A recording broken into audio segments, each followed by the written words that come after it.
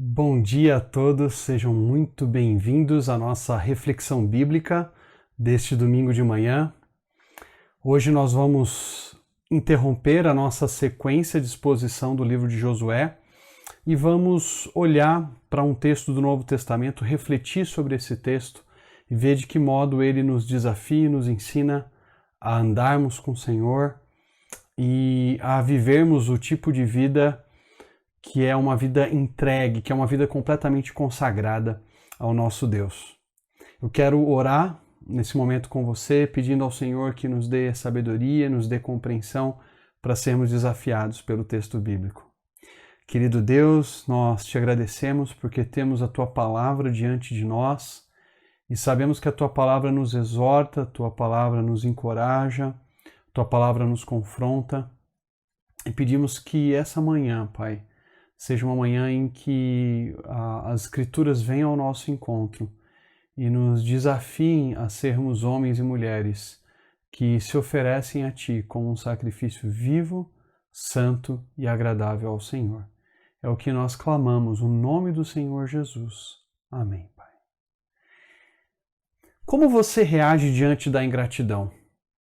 Imagine talvez alguém a quem você ajudou bastante, a quem você acolheu, você acudiu em momentos de necessidade e de repente essa pessoa que você ajuda se vira contra você, demonstra uma ingratidão, despreza a sua pessoa, talvez critica você, se vira contra você, começa a fazer ataques sérios e ataques que ferem profundamente o seu coração. Como você reage diante de uma situação como essa? Será que você já passou por algum momento em que alguém o tratou assim, depois de você demonstrar carinho, cuidado, preocupação e auxiliar essa pessoa? Certamente muitos de nós, se não todos nós, já passamos por algum momento parecido com esse. Deus também experimentou uma situação semelhante e muito mais profunda, na verdade, quando ele teve que lidar com a reclamação e com a murmuração de Israel no deserto. Depois de tirá-los do Egito, depois de libertá-los daquela condição de escravidão, abrir o mar de juncos e eles atravessarem, guiá-los pelo deserto, por meio da coluna de nuvem, por meio da coluna de fogo. O povo de Israel reagiu com muita ingratidão. O povo de Israel a toda hora se queixava e muitas vezes acusava Deus de querer matá-los ali naquele deserto. Depois de tanta bondade e misericórdia, a nação de Israel ainda reagia com reclamação, ira, com ingratidão diante de toda a bondade de Deus demonstrada por esse povo, por essa nação. Mas e você? Como você tem reagido à bondade de Deus na sua vida? Como é que você tem respondido a toda a graça e misericórdia que Ele derramou sobre você em Cristo Jesus? Deus espera que nós também respondamos à obra dele na nossa vida com gratidão, que nós respondamos à obra dele na nossa vida com um espírito agradecido por tudo aquilo que ele realizou por nós em Cristo Jesus, e esse espírito agradecido resultará em uma vida obediente, uma vida submissa à revelação dele. James Packer, um autor cristão, no seu livro, um clássico, já da espiritualidade cristã, chamado Conhecimento de Deus. Nesse livro, James Packer diz que a doutrina no Novo Testamento é graça e a ética é gratidão. A doutrina é graça e a ética é gratidão. E eu quero propor para vocês nessa manhã que a nossa consagração a Deus demonstra a nossa gratidão pela bondade dele. A nossa consagração demonstra gratidão pela bondade de Deus. Eu quero convidar você a abrir a sua Bíblia, então em Romanos capítulo 12, versículos 1 e 2, e nós vamos ver ali como a nossa gratidão é uma resposta à graça de Deus. Uma gratidão obediente, uma gratidão que se entrega e se consagra completamente ao nosso Senhor. Vamos ler, eu vou usar aqui a versão da NVI, Romanos capítulo 12, versículos 1 e 2. Diz assim o texto bíblico: Portanto, irmãos, rogo-lhes pelas misericórdias de Deus, que se ofereçam em sacrifício vivo, santo e agradável a Deus. Este é o culto racional de vocês. Não se amoldem ao padrão deste mundo, mas transformem-se pela renovação da sua mente, para que sejam capazes de experimentar e comprovar a boa, agradável e perfeita vontade de Deus. A nossa consagração expressa gratidão pela bondade de Deus. Paulo começa esse versículo 1 do capítulo 12 com um rogo, com uma súplica. E aqui talvez a gente possa ter a impressão de que Paulo está dando uma opção. Paulo está simplesmente fazendo um pedido e fica então sob escolha dos romanos se eles vão atender esse pedido de Paulo ou não. Mas na verdade o que Paulo está fazendo aqui é um rogo com uma força de ordem, com uma força imperativa. É mais ou menos como a gente faz na nossa casa com os nossos filhos, quando nós os chamamos, por exemplo, para almoçar. Eu posso dizer para a Catarina ou para a Beatriz, falar assim, filha, vamos almoçar? E embora aquilo seja uma pergunta e soe, a maneira como é feita essa pergunta, ela soe como um pedido, na verdade eu sou o pai delas e elas sabem que se elas não atenderem esse pedido, logo mais eu vou ter que dar uma ordem bem direta e bem clara para que elas façam aquilo que eu estou dizendo. Esse pedido, então, tem uma força imperativa, ela tem uma força de ordem. E Paulo aqui está escrevendo aos Romanos como um apóstolo de Cristo Jesus. Ele abre a carta aos Romanos se apresentando como servo e apóstolo de Cristo Jesus. É esse apóstolo ao qual os romanos consideram como representante do Senhor Jesus. Alguém, por exemplo, que quando escreve para os Tessalonicenses diz que eles receberam a palavra que Paulo anunciou a eles, não como palavra de homens, mas sim como de fato é palavra de Deus. Então, o rogo, a súplica de Paulo aqui tem o peso, tem a força da palavra revelada de Deus aos romanos, que deve ser obedecida, que deve ser seguida.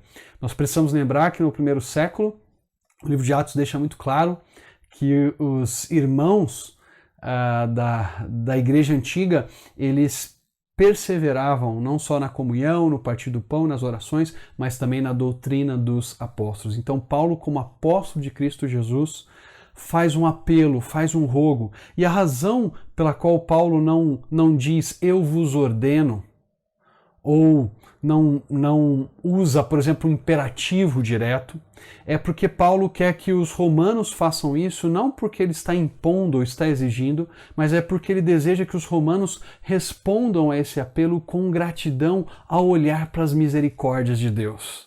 O que deveria motivar os romanos não era uma ordem externa, não era um ato de coerção externo, mas uma atitude interna de gratidão que os levava a se entregarem a Deus como um sacrifício vivo, santo e agradável a Ele.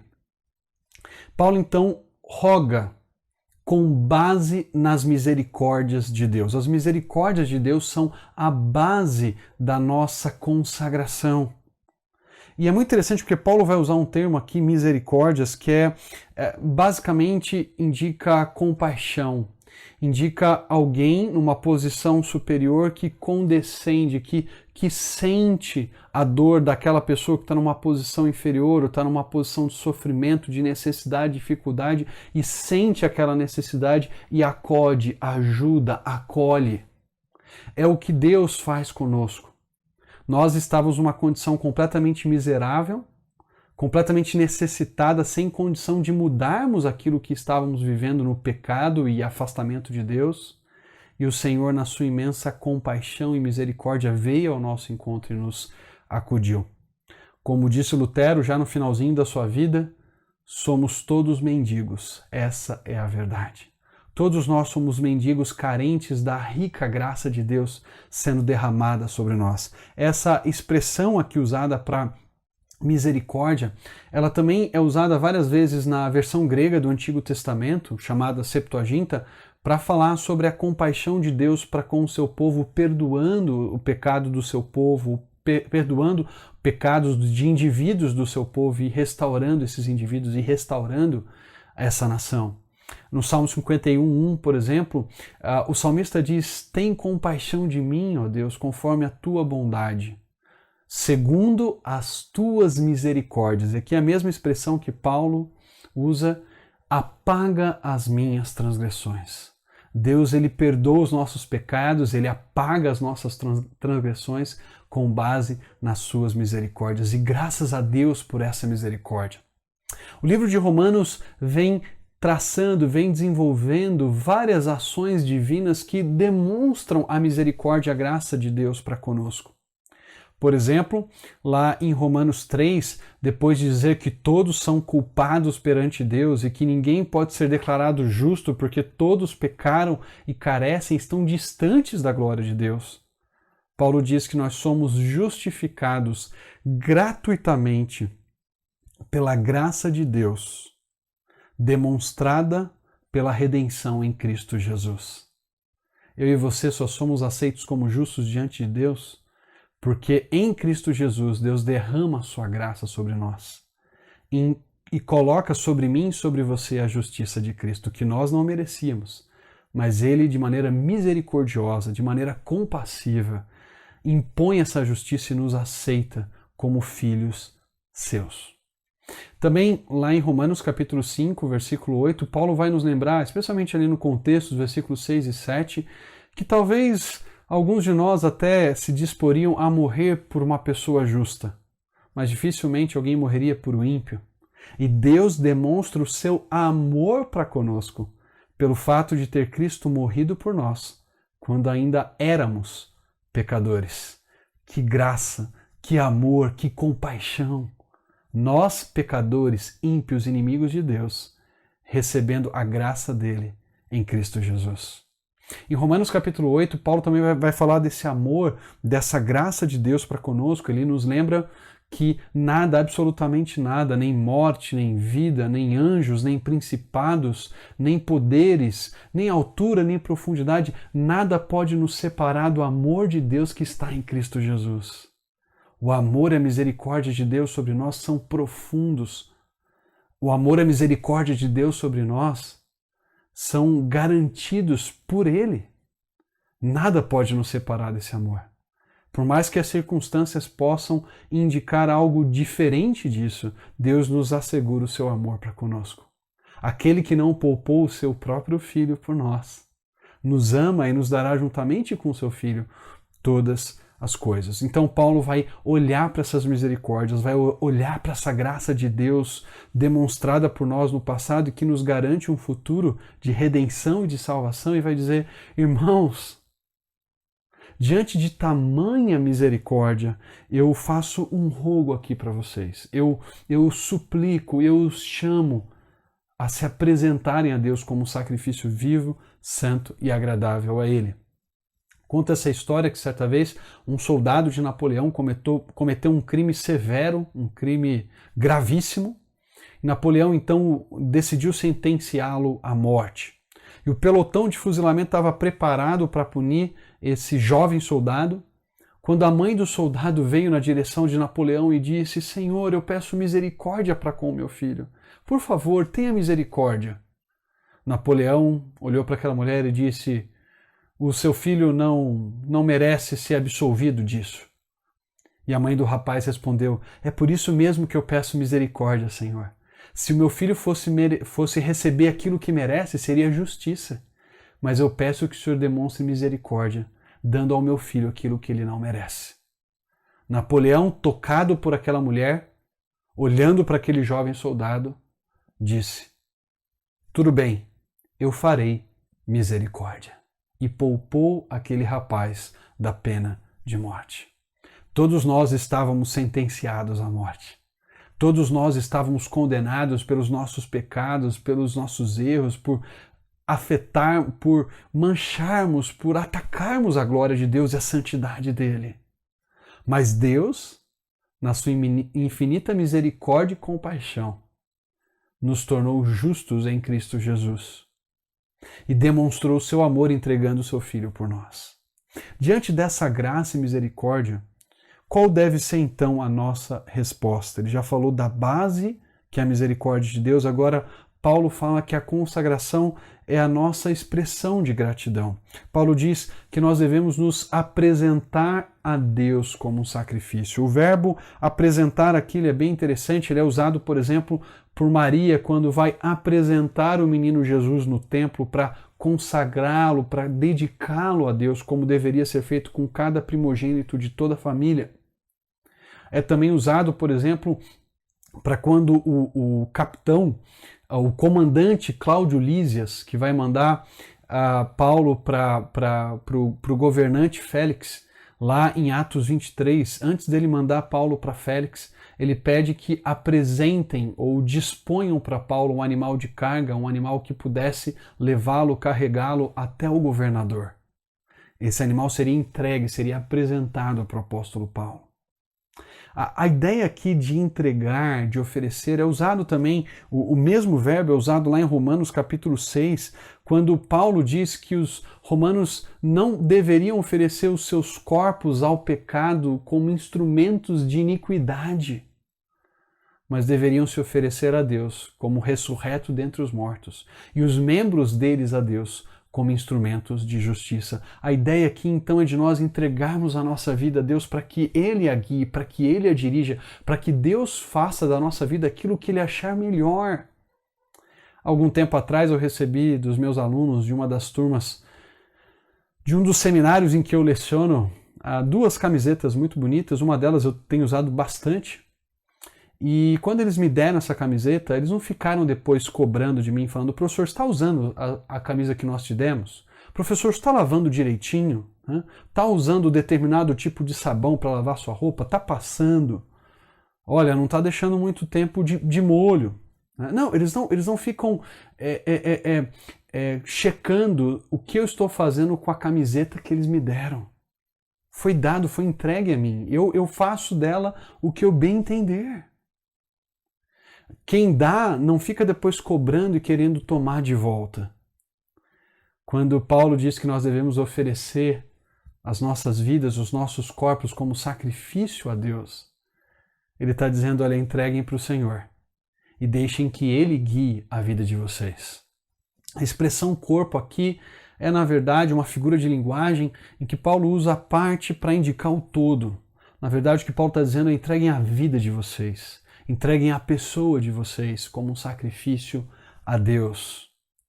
Lembre-se, no Antigo Testamento era o corpo do animal, era o cadáver do animal que era entregue como sacrifício sobre o altar, depois de ser imolado pelo adorador.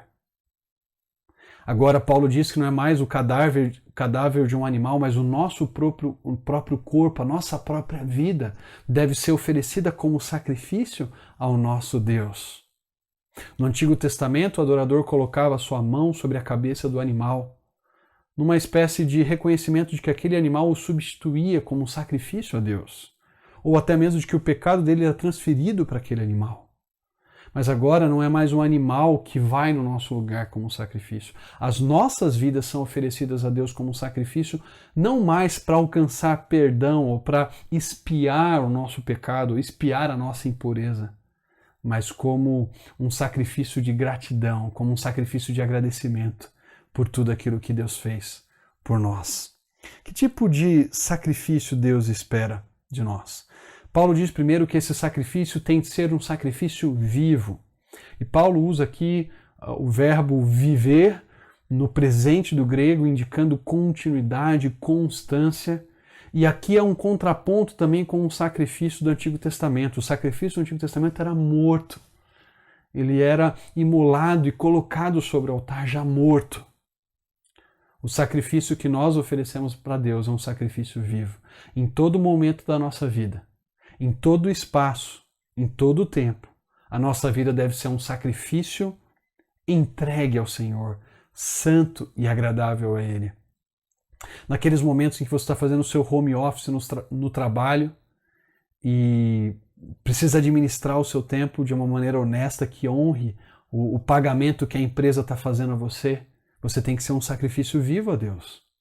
Na maneira como você se relaciona com seus familiares durante o dia, ou quando você está em casa à noite, se você está saindo para trabalhar e voltando e não trabalhando em casa, como você se relaciona com a sua esposa, com o seu marido, como é que você trata o seu cônjuge, como você se relaciona com seus filhos, a maneira como você fala, reflete um sacrifício a Deus, um sacrifício vivo a Ele. Sabe, quando nós estamos comentando sobre alguma pessoa que não está presente, nesses momentos também, Deus nos chama a oferecermos as nossas vidas como um sacrifício vivo a Deus. Na maneira como nós nos relacionamos com os nossos vizinhos, com aqueles que nos cercam, com as pessoas no transporte público, nessa época em que todo mundo está tentando evitar um ao outro, como é que nós oferecemos as nossas vidas como um sacrifício vivo a Deus, representando uma vida consagrada a Ele e demonstrando a diferença que Jesus fez nas nossas vidas. Mas esse sacrifício, além de ser um sacrifício vivo, ele tem de ser também um sacrifício santo. E aqui a ideia de santidade é de algo separado para Deus. Nós podemos nos lembrar que basicamente a palavra santificar tem a ideia de separação. Eu lembro de várias situações em que eu gostava muito de chupar laranja, depois que eu almoçava, quando voltava da escola em Atibaia, e eu saía para o quintal da casa dos meus pais, e ali no sol eu pegava umas 3 laranjas, descascava elas inteirinhas, cortava ao meio, colocava sal e chupava as laranjas. Depois ficava com a boca toda queimada, porque chupava laranja no sol, né? Onde já se viu. Mas à medida que eu ia chupando as laranjas, eu percebi que algumas laranjas às vezes desenvolviam alguns fungos. E se essas laranjas com fungo ficassem ao lado das que estavam boas, logo as que estavam boas também ficariam contaminadas com aquele fungo. E eu precisava então separar as laranjas boas para o meu uso, para que elas não ficassem contaminadas e se tornassem inúteis. Deus, quando Ele nos santifica, ou nos chama a sermos um sacrifício santo, Ele está dizendo, olha, eu separei vocês para serem úteis para mim. Eu quero que vocês se consagrem, que vocês se purifiquem. E muitas vezes nós tendemos a olhar para a santidade como um peso. Mas se, por exemplo, nós pensamos em Efésios, capítulo 1, versículos 3 e 4, nós descobrimos que, na verdade, santidade é uma bênção. A santidade é uma bênção a ser desfrutada e não um peso a ser carregado. Paulo diz lá em Efésios 1, 3, bendito seja o Deus e Pai de nosso Senhor Jesus Cristo, que nos abençoou com todas as bênçãos espirituais nas regiões celestiais. Porque Ele nos escolheu antes da fundação do mundo, versículo 4, para sermos santos e irrepreensíveis na sua presença.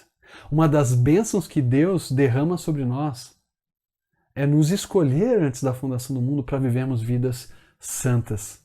Santidade não é um peso. Santidade é uma bênção que você e eu podemos desfrutar. Mas santidade no Novo Testamento também tem a ver com pureza sexual. Por exemplo, quando Paulo escreve para os Tessalonicenses lá no capítulo 4 da primeira carta, a partir do versículo 3 ele diz, pois esta é a vontade de Deus, a vossa santificação. E ele diz na sequência, que vos abstenhais da prostituição, ou da imoralidade sexual.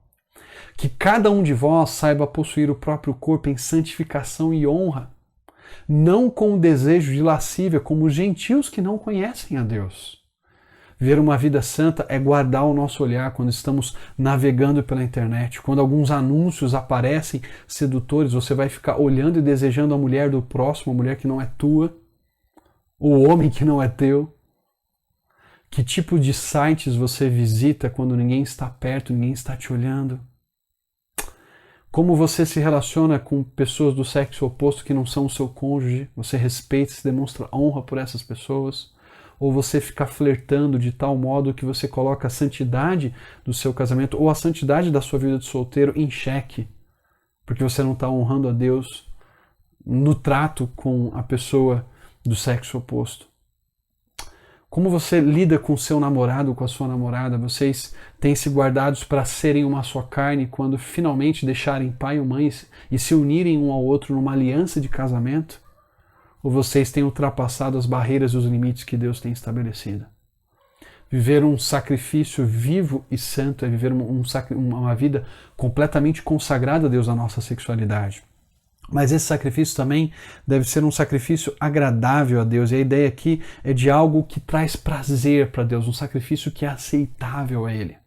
A gente tem de lembrar que o sacrifício no Antigo Testamento, aquele cheiro da carne queimando, aquele aroma suave e agradável a Deus que subia, muitas vezes o sacrifício era descrito assim como um aroma suave e agradável. As nossas vidas têm de ser esse sacrifício suave e agradável a Deus, um aroma que o agrada, que traz prazer para o Senhor. Quando nós olhamos para o uso do termo aqui, dessa palavra agradável, desse adjetivo que Paulo usa, nós vamos descobrir, por exemplo, que ele aparece em Romanos 14 para falar sobre a nossa sensibilidade para com o nosso próximo, especialmente para com o nosso irmão em Cristo. Em Romanos 14, Paulo diz que nós não devemos destruir o nosso irmão por causa de comida. Se por causa de comida eu perturbo o meu irmão, ou eu sou uma pedra de tropeço, então eu abro mão disso. Porque eu entendo que o reino de Deus não é comida nem bebida, mas é alegria, paz no Espírito de Deus. E Paulo diz que quem assim serve a Cristo é agradável a Deus e aprovado entre os homens. Quando nós queremos ser um sacrifício agradável a Deus, nós cultivamos a sensibilidade e o cuidado pelos nossos irmãos em Cristo mais frágeis, mais fracos. Nós estamos dispostos até mesmo a abrir mão de coisas que sabemos que é um direito nosso e que não há problema nenhum naquilo. Mas abrimos mão porque amamos aquele irmão e queremos ajudá-lo a crescer na fé.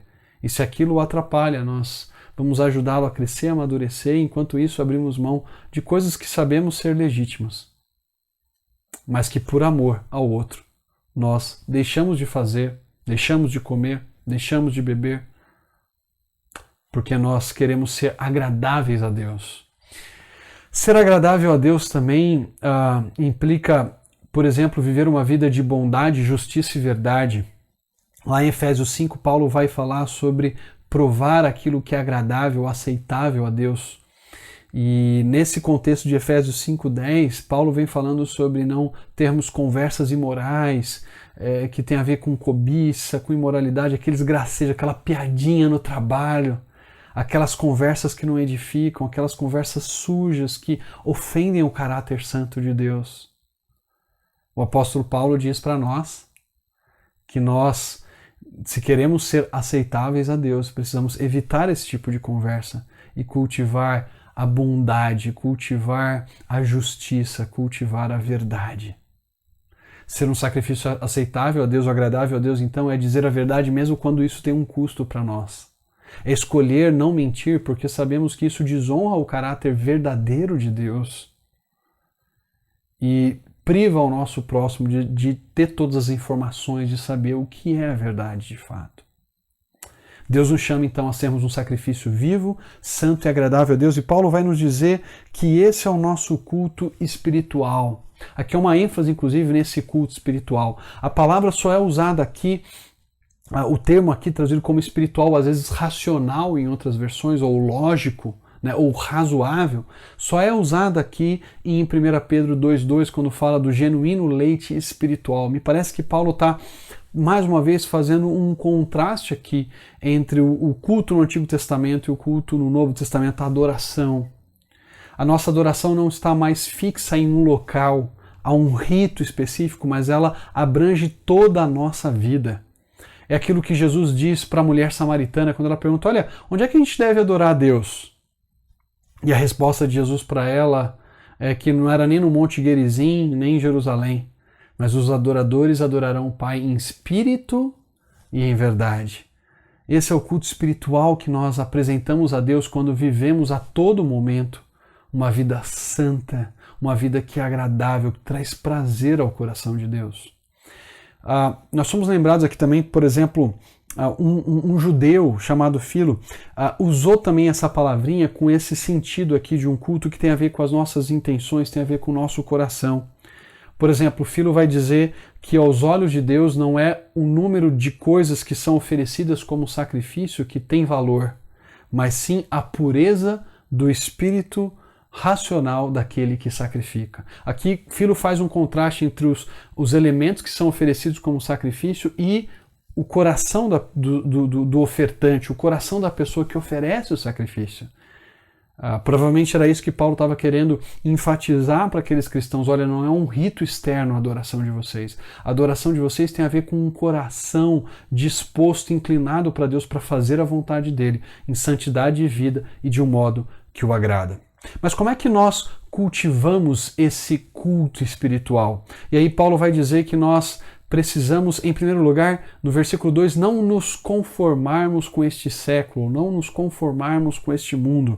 E a palavra conformar aqui tem a ideia realmente de tomar o molde, tomar a forma. Quando eu brinco com as minhas filhas na areia, por exemplo, de algum parque, quando a gente vai para Atibaia, a gente brinca lá no parquinho, na areia do parquinho, do lago, ou quando a gente vai para uma praia, ela sempre fala: papai, vamos fazer um castelinho. E a gente pega aquele balde que tem algumas pontinhas e a gente coloca aquela areia úmida, não pode ser areia seca, porque senão não dá certo. Então pega aquela areia úmida ou coloca água, coloca dentro do balde e bate bem no balde, e depois você vira o balde de ponta cabeça e sai a forma exata do balde, parece até um castelinho. É disso que Paulo diz quando ele fala que nós não devemos nos amoldar, não podemos tomar a forma deste mundo ou desta era. Paulo vai descrever esta era em outras passagens como uma era má, uma era perversa. Em Gálatas 1,4 ele diz que Jesus se entregou por nós, Cristo se entregou por nós, para nos redimir desta era ímpia ou desta era perversa. 2 Coríntios 4,4 diz que o Deus deste mundo, ou deste século, desta era, cegou o coração dos incrédulos para que não resplandeça a luz do Evangelho no coração deles. Nós não podemos nos conformar com esta era, nós não podemos nos tomar a forma desta era. E isso implica cuidar, por exemplo, com o tipo de música que nós ouvimos.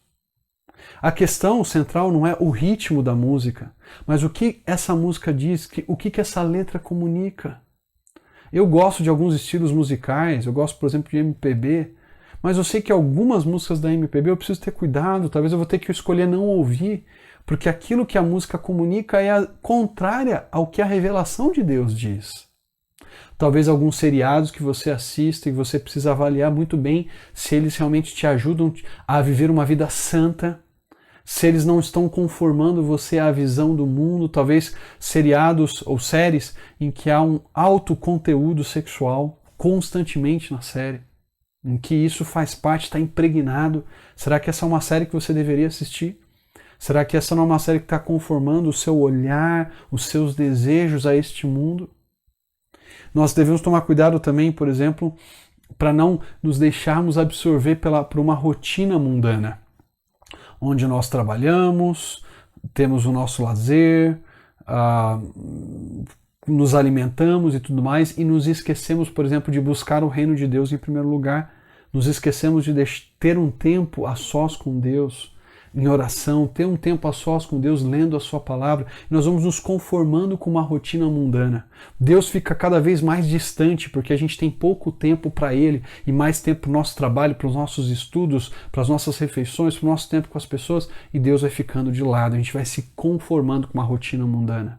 Ou aquela perspectiva do mundo que às vezes a gente compra, que uma pessoa de sucesso é uma pessoa que tem muito dinheiro, é uma pessoa que tem uma alta posição no trabalho, e a gente vive para isso, em vez de vivermos centrados na glória de Deus, em vez de vivermos centrados naquilo que Deus espera de nós, e não naquilo que as pessoas pensam sobre a gente. Ao não nos conformarmos com o mundo, Paulo nos chama então a sermos transformados pela renovação da nossa mente. Me chama a atenção o verbo que ele usa aqui para sermos transformados, porque ele também vai aparecer na voz passiva. Na verdade, nas cartas de Paulo só aparece mais uma vez, lá em 2 Coríntios 3,18, quando diz que todos nós, com os rostos desvendados, contemplamos como por um espelho a face do Senhor, a glória do Senhor, e somos transformados de glória em glória pelo Espírito do Senhor. Quem realiza a transformação nas nossas vidas é o Espírito de Deus. E eu creio que é por isso que Paulo usa aqui o verbo na voz passiva, sede transformados. Nós precisamos deixar que o Espírito transforme as nossas vidas e renove a nossa mente. O termo aqui ligado à renovação da mente, ele ele é da mesma raiz, por exemplo, que o verbo que Paulo vai usar lá em Efésios 3, 22 a 24, quando ele fala que depois de despojar do velho homem, para que nós possamos de fato revestir do novo homem, vivendo uma vida de justiça e santidade, nós precisamos renovar a nossa mente, o nosso pensar, aquilo que nós refletimos, aquilo que nós meditamos, precisa ser um pensar que agrada a Deus. Só assim a nossa mente vai ser renovada e transformada e nós vamos experimentar ou conhecer, aprovar a boa, agradável vontade de Deus. Essa vontade de Deus que é perfeita, agradável e bondosa para nós. Sabe, a ideia de Paulo aqui com conhecer a vontade de Deus ou experimentar a vontade de Deus é aquela ideia do conhecimento experiencial. Você certamente admira algum jogador de futebol ou algum artista da televisão ou algum intelectual e você tem informações sobre ele. Você sabe, sei lá, o jogador, quantos gols ele já fez, quais times ele já jogou, ou aquele artista, onde ele trabalha, que filmes ele já fez, ou talvez um intelectual, você sabe onde ele ensina, o que palestras ele já deu. Você tem várias informações, você é um fã dessa pessoa. Mas você não conhece essa pessoa como a esposa dele o conhece, ou como o marido dela a conhece, como o pai ou a mãe o conhecem, porque convivem e experimentam. Paulo nos chama aqui a experimentarmos, a conhecermos vivencialmente qual é a boa, agradável e perfeita vontade de Deus para a minha e para a sua vida. E se você quer ter a sua mente renovada, se você quer deixar que o Espírito de Deus transforme a sua vida, eu quero convidar você a tomar alguns passos práticos. Passe tempo com a palavra de Deus. Efésios capítulo 6 diz que a espada do Espírito é a palavra de Deus. Ela precisa transformar e o Espírito vai usar a palavra revelada pelo próprio Espírito para moldar a nossa mente à imagem de Cristo Jesus. Passe tempo memorizando versículos. Esse é um hábito que a gente tem tentado cultivar aqui em casa. Decoramos alguns versículos de Provérbios, estamos decorando agora alguns trechinhos do Salmo 119. Felizes os de caminho íntegro e os que andam segundo a instrução do Senhor. Esse é o Salmo 119:1 que nós estamos decorando essa semana aqui em casa. E como nós precisamos colocar a verdade de Deus em casa. Veja, o mundo está constantemente nos trazendo desesperança, o mundo constantemente está querendo nos conformar, nos informar, muitas vezes com informações que são contrárias às verdades de Deus. E só com a verdade de Deus é que nós vamos vencer as mentiras que o mundo muitas vezes nos prega. Não deixe que o Facebook, o seu feed de notícias do Facebook modele a sua mente. Deixe que a palavra de Deus seja o critério para você avaliar todas as coisas. Não deixe que a mídia X ou Y guie a sua mente, mas que a palavra de Deus seja o critério para você julgar tudo que está ao seu redor. Se alimente dessa palavra. Invista tempo com seus irmãos em Cristo, mesmo à distância. Ligue para esses irmãos, exorte esses irmãos, para que nenhum de nós seja endurecido pelo engano do pecado. É assim que o Espírito age, transformando a nossa vida e usando os meios de graça que Deus nos deu. Troque talvez algumas atividades que você tem gastado muito tempo por momentos para conversar com seus familiares, falar de Cristo, lembrar daquilo que você tem aprendido com o Senhor. Porque a consagração expressa a nossa gratidão pela bondade de Deus. E nós só viveremos vidas consagradas, sendo transformados pelo Espírito do Senhor. Conta-se a história de um rapaz que estava ouvindo uma mensagem semelhante a essa, junto com a sua igreja, e o pastor estava lá pregando e chamando as pessoas à consagração, a viver uma vida dedicada para Deus. E o pastor fez um apelo, falou: quem gostaria de viver hoje uma vida consagrada, dedicada a Deus, vem à frente e tome esse compromisso. Tocaram uma estrofe de um hino e ninguém foi à frente. O pastor fez o apelo novamente, dizendo: eu quero chamar vocês a viver uma vida consagrada, dedicada a Deus. Tocaram mais uma parte do hino e ninguém foi à frente. De repente, ouve-se um barulho do fundo da igreja. E esse barulho do fundo da igreja, todos olharam para trás e viram que era um rapaz que não tinha uma parte das suas pernas, de uma das suas pernas, E ele foi então se arrastando pelo tapete da igreja até chegar diante do pastor.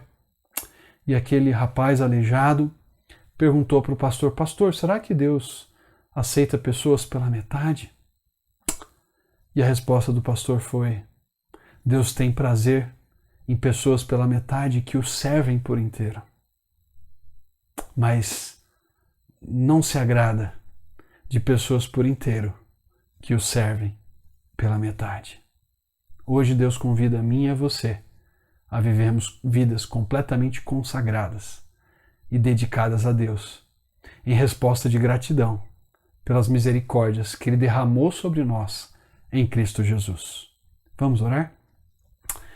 Querido Deus, pedimos que o Senhor nos ajude, Pai, a sermos moldados e transformados pelo Teu Santo Espírito, a não nos conformarmos com este século, aquilo que o mundo prega para nós diariamente, mas a sermos transformados pela Tua Palavra, a espada do Teu Espírito, a pensarmos nas Tuas verdades, a desejarmos o Senhor, a nos inclinarmos para aquilo que agrada a Ti, de tal modo que vivamos vidas que são santas e agradáveis ao Senhor. Vidas que apresentam a Ti um culto espiritual, dia após dia, minuto após minuto, vivendo para a Tua glória, vivendo para o Teu louvor. É o que nós oramos no nome de Jesus. Amém.